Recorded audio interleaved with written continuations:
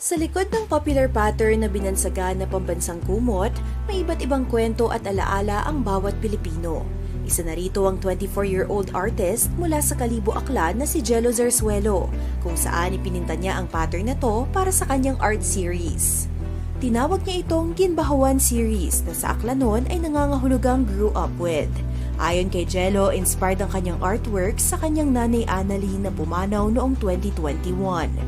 That reminds me of her, the way she cares for our family. Although my mga paintings ko right now are actually like pink, purple, blue, but I actually grew up with a green blanket. But I feel like it's kind of like self-preservation in a way na I don't wanna paint it. I cannot paint my mother the way she looks talaga kasi I feel like hindi ko kaya. This way in this series, I kind of like honor her without actually like trying to challenge my emotional capacity.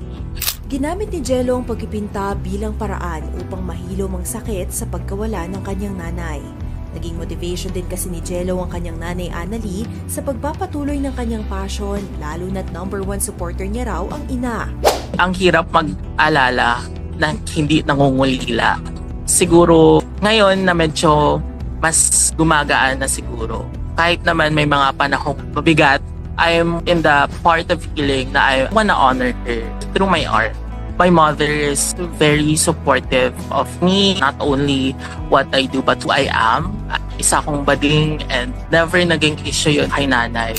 Bukod sa mga kumot, ipininta rin ni Jello ang kilalang Good Morning Towel bilang tribute sa kanyang ama. I remember growing up kasi si tatay is naglalako ng Good Morning Towel before. I remember him tinutupi yung mga Good Morning Towel every morning before siya lumabas. Kung ang Good Morning Towel ay pampapunas ng pawis and pawis represents hard work, I feel like that encapsulates how hardworking my father is. Matapos niyang ibahagi ang kanyang painting series, maraming nakarelate at na-inspire sa kanyang kwento.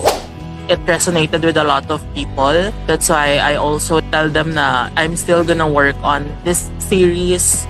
I'm actually supposed to painting under this series where I added phrases and words galing sa Hiligaynon. Kasi si nanay ay isang Ilongga at ako ay pinanganak sa Iloilo. Pero dito na ako lumaki sa Aklan. And ang unang lengguaheng natutunan ko ay Hiligaynon. Yung una ko pong nagawa is Palangga, which means my beloved or love. I am also open for commission works. You can contact me at Jello Zarzuelo on Instagram or Jello Zarzuelo on TikTok.